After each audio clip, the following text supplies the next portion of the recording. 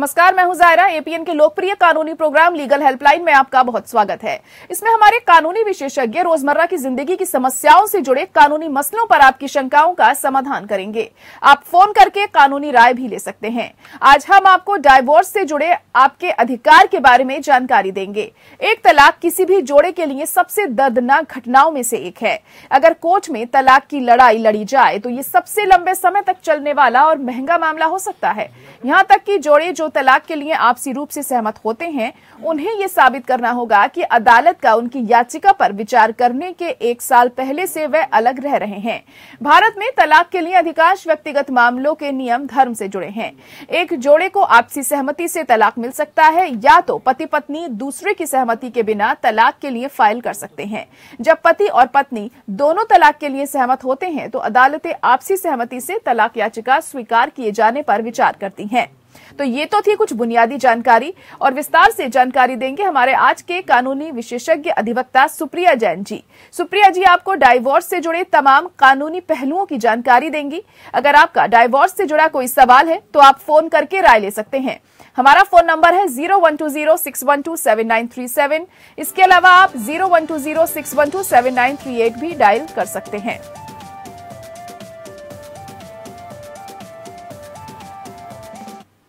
और हमारी अधिवक्ता सुप्रिया जैन भी इस वक्त हमारे साथ जुड़ी हुई हैं। सुप्रिया जी, बहुत स्वागत है आपका। और पहला सवाल आपसे यही जानना चाहेंगे कि डाइवोर्स की कानूनी परिभाषा क्या है और इस कानून का बैकग्राउंड क्या है? नमस्ते, गुड इवनिंग टू एवरीवन। सबसे पहले मैं शुरू करना चाहती हूँ हमारे former chief justice of India, 17th chief justice of India, justice PN Bhagwati ने लाइफ के बारे में बहुत अच्छी कोटेशन बताई थी। Life means not only physical existence. Life ये नहीं है कि हम मौजूद है किसी घर में और हमारी शादीशुदा जीवन में हम खुश हैं। लाइफ का मतलब ये होता है कि जो हमारी बॉडी का हर पार्ट है, हर लिम्ब है, उसको हमें खुशी से जीना है। और जो हमारा फिजिकल एनवायरनमेंट है, जहाँ हम रहते हैं, हमारा वातावरण एक वो बहुत अच्छा होना चाहिए, हेल्दी होना चाहिए। औरत को अगर इज्जत मिलेगी तो औरत उतनी ही इज्जत अपने पारिवारिक घर में देगी, अपने मैट्रिमोनियल घर में देगी। हिंदुस्तान में आज के टाइम में डिवोर्स रेट बढ़ रहे हैं, पर फिर भी एक सरप्राइजिंग स्टैटिस्टिक्स के अकॉर्डिंग एक सरप्राइजिंग चीज ये है कि compare to UK and US, India का डिवोर्स रेट फिर भी थोड़ा धीमा है। यहाँ पे 1.1% ही रेट है डिवोर्स का। एक डिवोर्स बेसिकली इंडिया में 2 तरीके से लिया जाता है। Mutual divorce section 13B Hindu marriage act 1955 लागू होता है, और section 13 divorce act Hindu marriage act 1955 के अकॉर्डिंग। म्यूचुअल डिवोर्स वो होता है जिसमें दोनों हस्बैंड वाइफ, पहली बात डिवोर्स क्या होता है? डिवोर्स होता है जहाँ पे 2 लोग मिलके एक साथ रहते हैं, एक यूनियन बनता है। That is called marriage. When people are happily married in the life, it's a pious union. पर जब 2 आदमी को, एक हस्बैंड और वाइफ को, 2 पार्टनर्स को लगता है कि उनसे वो नहीं रह सकते, उनके टेम्परामेंटल डिफरेंसेस की वजह से, ईगो इश्यूज की वजह से, और अनेक रीजन हो सकते हैं, तो लोग एक स्थिति पे आते हैं जब वो लोग सोचते हैं कि उनके लिए डिवोर्स ही बेहतर रहेगा।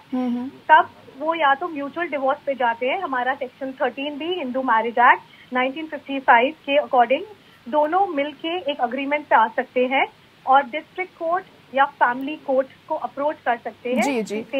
सुप्रिया जी, आपको रोकना चाहूंगी। यहाँ पर एक कॉलर हमारे साथ जुड़ चुकी हैं, नंदिनी मुजफ्फरनगर से। नंदिनी, अपना सवाल पूछ सकती हैं आप। हेलो जी नंदिनी जी, कहिए। नमस्ते मैम। नमस्ते, कहिए नंदिनी। अपने टीवी का वॉल्यूम बंद कर दीजिए, फिर बात कीजिए हमसे। हेलो, हाँ जी मैम, नमस्ते। हाँ जी नमस्ते, प्लीज बोलिए। वो ना मैम, मेरे को आपसे एक बात पूछनी थी। कहिए, पूछिए नंदिनी, सवाल पूछिए अपना। वो ना मेरी शादी हुई थी मैम। जी जी, आगे बोलिए। और ना वो मेरी शादी हुई थी मैम, वो ना फिर मतलब मेरे को मेरे ससुराल वाले बड़े ज्यादा टॉर्चर करते थे, मेरे को मार पिटाई करते थे मेरे साथ में। और ना मेरे पापा भी गरीब से, मेरी मम्मी है नहीं। जी जी। और ना मैम, ये मेरे को बहुत ज्यादा टॉर्चर करते थे, मेरे को मार पिटाई करते थे, मेरे को कहते तेरे बाप ने कुछ दिया नहीं, तेरे बाप ने कुछ दिया नहीं। तो मैं अब 3 महीने से अपने घर ही आके बैठी हुई हूँ। मेरी नंदों ने भी मतलब हाथ उठाया मेरे ऊपर, देवर सबने मतलब मार पिटाई करी मेरे को, ना रोटी वगैरह कुछ नहीं देते थे। जी जी जी। हाँ जी, मतलब ऐसी मार पिटाई मेरे साथ बहुत करते थे। तो मतलब अब मैंने सोचा कि अलग होना है, वो अलग होने के लिए तो भाई मना कर रहा है कि मैं तो नहीं अलग होऊंगा। तो मैंने कहा भाई अलग नहीं होता, फिर मैं भाई मतलब फिर मैं चाहती हूँ भाई मैंने तो नहीं रहना अब उसके साथ में। चलिए ठीक है नंदिनी, सुप्रिया जी इनको जवाब दीजिए। डोमेस्टिक वायलेंस और डिवोर्स ये चाह रही हैं जी, इसका केस बनता है। सबसे पहले डोमेस्टिक वायलेंस एक्ट के अनुसार उनके अगेंस्ट कंप्लेन लॉन्च करानी पड़ेगी DCW सेल में, और उसके बाद आपको उन्हें एक लीगल नोटिस भेजना पड़ेगा। आपको लीगल नोटिस में ये लिखवाना पड़ेगा कि आप उनके साथ नहीं रहना चाहती हैं मारपीट के कारण, या जो भी आपका डाउरी डिमांड वगैरह उन्होंने आपसे मांगा है, जिन्होंने भी आपके साथ जो तरह की बदतमीजी वगैरह करी है उसमें वो सब लिखिएगा। और उसके बाद आपको 1 साल उनसे अलग रहना है। 1 साल अलग रहने के बाद आप डिस्ट्रिक्ट कोर्ट, फैमिली कोर्ट जाइए, वहां पे अप्रोच करिए, अपना डिवोर्स डालिए। कोर्ट उन्हें अपने आप नोटिस देके बुलाएंगे और फिर जो भी एविडेंस वगैरह होंगे आपको कोर्ट में वो साबित करने पड़ेंगे, और उस बेहाफ पे आपको डिवोर्स मिल जाएगा। इवन ये कंटेस्टेड डिवोर्स होता है जिसमें एक पार्टनर मानता है, दूसरा पार्टनर नहीं मान रहा, तो इसमें लंबा समय है, इसमें खर्चा भी थोड़ा ज्यादा होता है, और इसमें आपको थोड़ी पेशेंस रखनी पड़ेगी। अब ये मत सोचिए कि आज आप छोड़ के आ गई हैं और कल आपको डिवोर्स मिल जाएगा, क्योंकि ये कंटेस्टेड डिवोर्स है। आप बोल रहे हैं आपके हस्बैंड मान नहीं रहे हैं, तो इसलिए आप पहले उन्हें एक लीगल नोटिस भेजिए, बोलिए मैं आपका घर छोड़ के इस तारीख को आ गई हूँ, मुझे आपके साथ नहीं रहना है। अगर आपके पास बच्चा है आप लिखिए बच्चा मेरे पास है, मुझे मेंटेनेंस चाहिए या जो भी है। अगर वो लीगल नोटिस में 15 दिन के अंदर आपको जवाब दे देते हैं तो ठीक है, नहीं तो आपको कोर्ट अप्रोच करनी पड़ेगी, आपकी फैमिली कोर्ट में जाइएगा। नंदिनी उम्मीद है आपको जवाब मिल गया होगा। ये सब काम आप करिए और उम्मीद है जल्दी आपको डिवोर्स मिल जाएगा। चलिए ठीक है सुप्रिया जी आगे बढ़ेंगे। अब ये सवाल आपसे जानना चाहूंगी मैं कि आखिर किन हालातों में डिवोर्स संभव होता है, और जो आपकी बात अधूरी भी रह गई थी पहले आप उसे भी पूरा कर दीजिए। जी, तो बेसिकली मैं यही बात कहना चाहती थी, इंडिया में 2 तरह के डिवोर्स होते हैं, mutual divorce and contested divorce. Contested divorce वही होता है जैसे नंदिनी ने बोला कि उसके हस्बैंड नहीं लेना चाहते पर वो लेना चाहती है, उस केस में वो उन्हें लीगल नोटिस भेजो और उसके बाद वो फैमिली कोर्ट अप्रोच करें, कोर्ट भी उनकी मदद करेगा। अगर उनके पास बच्चा है तो बच्चे की कस्टडी मांगे, अपने नेचुरल राइट्स मांगे, एलिमनी मांगे, मेंटेनेंस मांगे, उनके पति क्या करते हैं उन सबकी डिटेल्स उन्हें कोर्ट में देनी पड़ेगी। और उसके बावजूद आपने जो बोला ground for divorce, Hindu law में 9 ग्राउंड है डिवोर्स के, अडल्ट्री, क्रूअल्टी, इंसॉल्वेंसी। आपको अगर आपके पति में कोई ऐसी प्रॉब्लम है, इम्पोर्टेंट है, उनमें कोई शारीरिक ऐसी बीमारी है, एड्स है, जो आप में भी आ सकते हैं, कुछ ऐसी कोई भी बीमारी हो तो आप डिवोर्स ले सकते हैं। अगर उनको किसी और लड़की के साथ अफेयर है, अडल्ट्री में है वो, तब आप it's a ground for divorce. Cruelty is also one of the ground for divorce.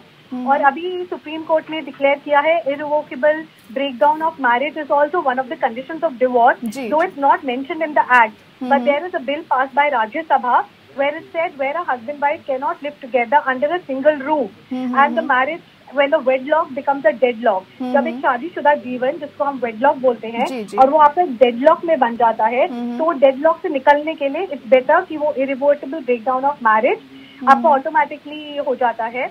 And mutual divorce में जैसे 1 ईयर आपको सेपरेट रहना है, उसके बाद 6 मंथ का कूलिंग पीरियड होता है। रिसेंटली जनवरी 2020 में justice Indira Banerjee, supreme court की जो वरिष्ठ वकील जज हैं, उन्होंने बताया है ये कूलिंग ऑफ पीरियड भी अब वेव ऑफ हो जाता है। जैसे उनके आगे केस लगा था जिसमें हस्बैंड एंड वाइफ एक IAS ऑफिसर थे और एक फॉरेस्ट ऑफिसर थे, तो दोनों पढ़े लिखे थे, अच्छी सैलरी कमाते थे। उस केस में कोर्ट ने कहा इनका जो 6 मंथ का पीरियड है उसको वेव ऑफ कर दिया जाए, क्योंकि 6 मंथ वेट करने का कोई फायदा नहीं है जहाँ पे it's irrevocable breakdown of marriage. And बाकी Muslim law, Christian law, Parsi law इनके अलग है अकॉर्डिंग टू जी बिल्कुल सुप्रिया जी, मैं यही आपसे पूछना चाह रही थी, जैसे कि अलग अलग धर्म या समुदाय के लिए जो डिवोर्स होते हैं उसके कानून अलग अलग होते हैं, तो किस तरीके से इन्हें लागू किया जाता है भारत की बात करें तो? जी, भारत में जो क्रिश्चियन लॉ है क्रिश्चियन लॉ में 10 ग्राउंड है। जैसे हिंदू मैरिज एक्ट के अंदर 9 ग्राउंड है, क्रिश्चियन मैरिज में 10 ग्राउंड है। उसी तरह पारसी लॉ में है।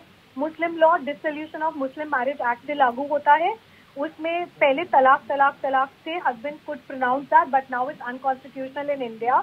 Now husband can give a right to wife in Muslim law for dissolution of marriage. She has the power to pronounce it in front of husband and take divorce. So ऐसे हर उसका है, अगर mostly सारे ground similar है, adultery है, cruelty है, desertion है, अगर पति पत्नी में से एक जना 3 साल 4 साल के लिए गायब हो जाता है, that is again a ground for divorce. जी जी जी। तो हिंदू पर्सनल लॉ में डिवोर्स के क्या कुछ मुख्य बिंदु बताए गए हैं? हिंदू पर्सनल लॉ में बेसिकली अडल्ट्री है, जैसे मैंने आपको बोला, क्रूअल्टी है, बाइगैमी है, डिजर्शन है, इंसैनिटी है, अगर आपको लगे दूसरा पर्सन इनसेन है, आपकी बात नहीं सुनते हैं, हर बात पे कोई रोक झोक टोक है, तो that's again a ground for divorce. अगर क्रूअल्टी है, अगर आपके साथ मार पिटाई की जा रही है, डाउरी डिमांड है, अगर आपको हर बात पे अगर आपकी कोई बात है जो वो समझ नहीं पा रहे हैं, दैट्स कॉल्ड क्रूअल्टी। मतलब आपको एक एस्टैब्लिश करना पड़ेगा, उसके लिए आपको एक एविडेंस कोर्ट में शो करना पड़ेगा किस तरह की क्रूअल्टी है। मारपीट से क्रूअल्टी है, डाउरी डिमांड के ऊपर क्रूअल्टी है, तो ये सब है। They are 9 grounds basically in Hindu law. जी जी। तो डाइवोर्स के लिए जो याचिकाएं लगाई जाती हैं, तो कितने प्रकार की याचिकाएं होती हैं ये? 2 प्रकार की याचिका है, जैसे मैंने आपको बताया, एक म्यूचुअल डिवोर्स का है, एक कंटेस्टेड डिवोर्स है। म्यूचुअल डिवोर्स जनरली 6 से 18 महीने के अंदर खत्म होना चाहिए, और जो कंटेस्टेड डिवोर्स है वो साल, 2 साल, 3 साल, 4 साल ले लेता है, depends on the particular of every marriage. Basically एक बहुत इंपॉर्टेंट चीज ये है आपका मैरिज का ड्यूरेशन पीरियड। अगर आप कम समय के लिए आपकी शादी हुई हुई है, 1 साल, 2 साल, 3 साल, और 3 साल के अंदर आपने सोचा है कि आपको डिवोर्स लेना है, तो वो ज्यादा आसान है, वो ज्यादा प्रोलॉन्ग पीरियड, उसमें ज्यादा प्रोलॉन्ग नहीं होती डिवोर्स प्रोसीडिंग, जल्दी मिल जाती है, पैसा कम खर्च होता है, टाइम कम खर्च होता है। पर जब आपका मैरिज का ड्यूरेशन पीरियड ही बड़ा हो जाता है, तो वो थोड़ा वक्त लगता है, क्योंकि उसमें आपको कोर्ट के आगे काफी कुछ एस्टैब्लिश करना पड़ता है।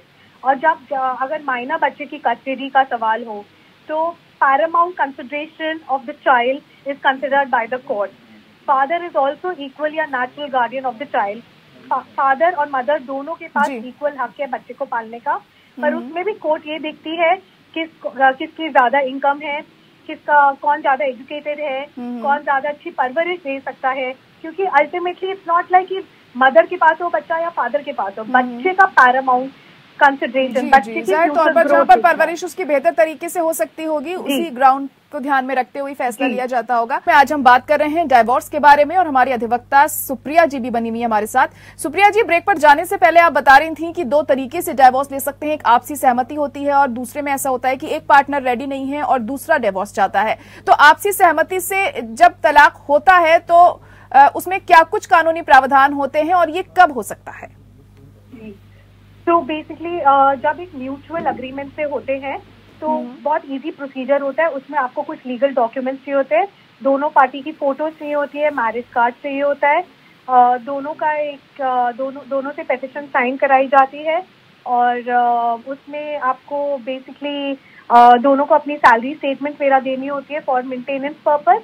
वो एक बहुत इजी तरह से कोर्ट उसको हैंडल कर लेती है, ये एक है। और दूसरा, अगर कंटेस्टेड डिवोर्स के लिए जाते हैं तो उसमें जो भी कंटेस्ट कर रहा है, जैसे कि हस्बैंड कंटेस्ट कर रहा है, वाइफ कंटेस्ट कर रही है, तो उन्हें एस्टैब्लिश करना होता है, सब कुछ उनके ऊपर फॉल बैक करता है। जी जी, ये भी जी। तो वही जो गुजारा भत्ता होता है उसको किस तरह से देखा जाए और कब इसकी मांग की जाती है? जो गुजारे के लिए होता है उसको मेंटेनेंस बोलते हैं या एलिमिनी बोलते हैं। ये या तो मंथली मिलता है या कितनी बार होता है कि पार्टनर्स उसको ओटीएस में सेटल कर लेते हैं। ओटीएस मतलब 1 टाइम सेटलमेंट। किसी बार हस्बैंड वाइफ एक दूसरे से बाद में मिलना नहीं चाहते हैं तो वो लोग 1 टाइम कोई सेटलमेंट अमाउंट पे आ जाते हैं। अगर कोई प्रॉपर्टी है, कोई डेप्ट है, कोई बैंक अकाउंट है, वो सब कोर्ट पूरी लिस्ट बनती है और कोर्ट में ही वो सब चीजें आपकी सेटल होती है। जी जी, आपसी सहमति से ये सब कुछ किया जाता होगा। तो गुजारे भत्ते की जो अवधि होती है और उसकी जो मात्रा होती है, तो वो कैसे प्रभावित की जा सकती है और क्या कुछ चीजें ध्यान में रखकर उसे तय किया जाता है? जी, तो बेसिकली कोर्ट ये देखती है दोनों हस्बैंड वाइफ में से कौन कमा रहा है और कौन कितना कमा रहा है। इसीलिए सैलरी स्टेटमेंट जरूरी होती है जो हमें प्रोड्यूस करनी पड़ती है कोर्ट में। कोर्ट ये भी देखती है कि किसके ऊपर पेरेंट्स डिपेंडेंट है। सपोजिंग एक लड़के लड़की का डिवोर्स हो रहा है और लड़की को अपने पेरेंट्स को भी मेंटेन करना है, तो कोर्ट को वो चीज भी देखनी पड़ती है कि उसको अपने पेरेंट्स को मेंटेन करना है। लड़की का अगर बैकग्राउंड में लड़की के माँ बाप नहीं है, लड़की के भाई बहन नहीं है, लड़की को कोई और सपोर्ट करने वाला नहीं है, वो सिर्फ अर्निंग है, और उसके पास माइनर चाइल्ड है तो कोर्ट उसमें ये भी देखती है कि बच्चे के लिए और वाइफ के लिए कितना कोर्ट को देना पड़ता है। जजेस भी एक ह्यूमन बीइंग है तो वो भी एक तरह से सब कुछ देखते हैं, पूरी कानूनी इन्वेस्टिगेशन करी जाती है, सारे डॉक्यूमेंट प्रोड्यूस करने पड़ते हैं और उस तरीके पे कोर्ट एक कंक्लूजन पे आती है कि कितनी एलिमनी या कितनी मेंटेनेंस फिक्स करनी पड़ती है। एक चीज मैं और ये कहूंगी सब महिलाओं के लिए कि डिवोर्स को कभी ट्रेजेडी मत दीजिए, इसको कभी ट्रॉमा मत बनने दीजिए अपनी लाइफ में। जिस दिन आपने ये थमा लिया कि ये ट्रेजेडी है तो ये ट्रेजेडी बन के रहेगा, तो कभी ट्रेजेडी मत देखिए। थिंक इट्स मतलब don't make your life vulnerable. One should always think that I have to get out of this deadlock, which was once a wedlock, now it's a deadlock, but I have to get out of it and I don't want to make my life more vulnerable or miserable. तो कोई भी महिला को डरना नहीं चाहिए, कानून के दरवाजे पे नॉक करनी चाहिए, कानून आपकी जरूर मदद करेगा। अगर आपके साथ डोमेस्टिक वायलेंस हो रहा है तो डोमेस्टिक वायलेंस हेल्पलाइन है, बहुत सारे एनजीओ है। एक एनजीओ है जो एक miss Shobha Gupta supreme court की वरिष्ठ वकील है, वो रन करती है WWI we the women of India. कभी किसी महिला को सहायता चाहिए तो वो प्रो बोनो उनकी सहायता करती है, उन्हें एडवाइस करती है, गाइड करती है। मैं भी उसकी मेंबर हूँ और उससे हम लोगों को बताते हैं कि उन्हें कैसे करना चाहिए, कहाँ जाना चाहिए। तो लड़कियों को आगे आना चाहिए, महिलाओं को आगे आना चाहिए। बिल्कुल सुप्रिया जी, और हम आजकल देख भी रहे हैं कि जो केसेस हैं डिवोर्स के वो बड़े हैं पहले के मुकाबले, और लोग ये कहते हैं पहले जमाने में डिवोर्स नहीं होते थे, लेकिन एक अहम बात यहाँ पर ये भी है कि पहले जो महिलाएं होती थी वो बर्दाश्त ज्यादा करती थी, और आजकल की महिलाएं वो काफी जागरूक हो गई हैं और एजुकेटेड हैं, तो इतनी चीजें नहीं सहन करती हैं। ये भी एक बड़ी वजह है जो डिवोर्स की संख्या ज्यादा हुई। जी जी, ईगो इशू है बेसिकली और कुछ नहीं है। जी जी, ईगो इशू, लड़कियां सेल्फ स्टैंड हो गई है, इंडिपेंडेंट हो गई है। हर महिला जो महिला काम करती है उनका अपना अर्निंग सोर्स है, तो इसलिए उन्हें नहीं लगता उन्हें किसी के ऊपर डिपेंड होना है। जो आपने ये बोला ये आपने बिल्कुल ठीक बोला, पहले डिवोर्स लॉ एग्जिस्ट भी नहीं करता था। इनफैक्ट मैं आपको एक इन्फॉर्मेशन दूंगी, जब इंडिया इंडिपेंडेंट हुई उसके 8 साल बाद हिंदू मैरिज एक्ट 1955 पार्लियामेंट को लगा कि एक एक्ट होना चाहिए for divorce and for separation. तब हिंदू मैरिज एक्ट 1955 आया after 8 years of India's independence. And उसके बाद सबसे पहली स्टेट कोल्हापुर थी जिसने अपना एक्ट बनाया, उसके बाद बाकी स्टेट्स आगे बढ़ती रही। पहले एक शादीशुदा जीवन को बहुत पायस देखा जाता था, बहुत सीक्रेट जीवन देखा जाता था, और बोला जाता था महिलाओं को जिस तरह का भी ससुराल मिला है, जैसे भी हालात में आपको एडजस्ट करना है, रहना ही है। Indissolvable, it was called indissolvable relationship. However now it is dissolvable relationship. जी बिल्कुल। तो सुप्रिया जी, ये जो पूरी प्रक्रिया होती है डिवोर्स की, तो इसे करने में खर्चा कितना आ जाता है? देखिए, एक लीगल नोटिस भेजने का अगर आप एक मामूली वकील से कराएंगे 10 से 15 हजार लीगल नोटिस के होते हैं और लाखों रुपए तक आपको खर्च करने पड़ते हैं। टिल फर्स्ट मोशन होता है, फिर सेकंड मोशन होता है, उसके बाद डिपेंड अगर कंटेस्टेड है, उसमें कंटेस्टेड डिवोर्स में आपके ज्यादा पैसे लगते हैं। ये आपके आराम से 8 लाख 9 लाख ऐसे भी जा सकते हैं। कौन सी कोर्ट में है, किस लेवल पे आ गया है, हाई कोर्ट में है, आप सुप्रीम कोर्ट तक पहुंच गए हैं वेव ऑफ कराने के लिए अपना कूलिंग पीरियड, तो डिपेंड आपका पर्टिकुलर्स ऑफ मैरिज। सबसे पहले जो मैंने अभी थोड़े टाइम पहले भी बताई थी एक बात कि आप शादी में कितने साल आपने बिताए, जितने साल बिताए हैं उतना प्रोलॉन्ग प्रोसीजर है, उतनी प्रॉब्लम्स आपको झेलनी पड़ेगी, उतना ज्यादा खर्चा झेलना पड़ेगा। अगर शादी में कम समय आपने गुजारा है, कम टाइम गुजारा है, तो फिर आपको पैसे भी कम लगेंगे, टाइम भी कम लगेगा, आपकी एनर्जी भी कम लगेगी। But please don't see divorce as a trauma, please don't see it as a tragedy. Every woman should come up, every woman should knock the door of justice and justice मिलेगा। जी जी, ऐसे कौन कौन से दस्तावेज होते हैं सुप्रिया जी जो तलाक लेने के लिए जरूरी होते हैं और वो हमें दाखिल करने होते हैं? जी, एक फोटो प्रूफ होता है, मैरिज कार्ड होता है, मैरिज सर्टिफिकेट होता है। अब मैरिज सर्टिफिकेट मैंडेटरी हो गया है। आफ्टर मैरिज एवरी पार्टनर के पास मैरिज सर्टिफिकेट होना चाहिए। देन एक लिस्ट होनी चाहिए, जो सामान आपने दिया है दहेज में या जो सामान आपने लिया है उन दोनों की लिस्ट होनी चाहिए। और आज के नजरिए में एटलीस्ट सारी कोर्ट हस्बैंड वाइफ को एक ही तरह से देखती है। ऐसा नहीं है, ये कानून में एक चीज बहुत खराब है, बोलते हैं लड़कियों के लिए लॉ बना है, ऐसा नहीं है। लड़कियों के लिए डेफिनेटली लॉ है, बट लड़कों के लिए भी उतना लॉ है। दोनों को जस्टिस मिलती है, दोनों की गलतियां सामने आती हैं, दोनों को जस्टिस मिलता है कोर्ट से।